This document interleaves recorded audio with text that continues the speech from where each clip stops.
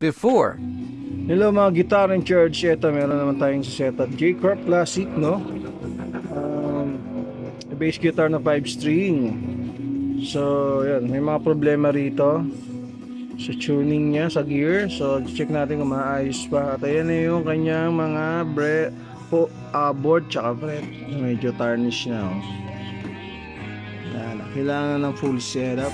At may mga problema raw yan sa mga potentiometer tsaka sa lagayan ng baterya, no? Isa siyang active bass guitar. Ayan. So tingnan natin kung maayos natin. Ayan, hindi naka proper radius yung ano niya. Wala kay kapatid tonation. So set up natin yan. Mabalikan natin mamaya. Salamat.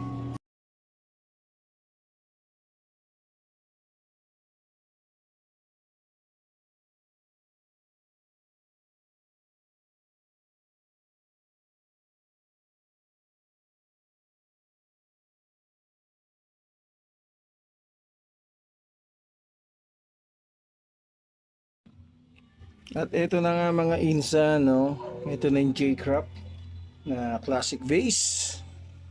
Linis na, oh. Ayan na siya ngayon.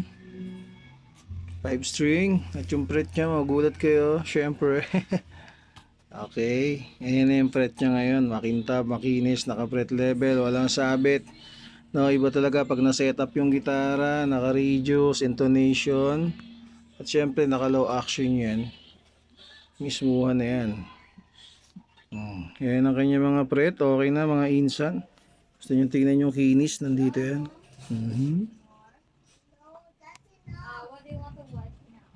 Alright. Diba?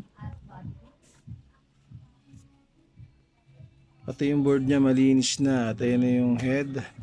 No, kung napansin yung iba to, nasira-sira kasi yung isang gear niya. So ginawa ko lang ng paraan. Hinapan ko ng pwedeng magamit. So yun nilagay ko is hindi magkakapareho, eh. Iba talaga to. Ito lang ang kinuha ko, tsaka yung gear sa ilalim, yung napudpod.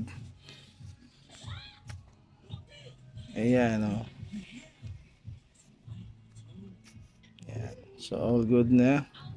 Pwede na magamit pang samantagal mismo na magagamit na niya yan. Yun, salamat sa nagpagawa at nagtiwala. Good na yung base niya, no? Nalinis na rin natin yung mga pots.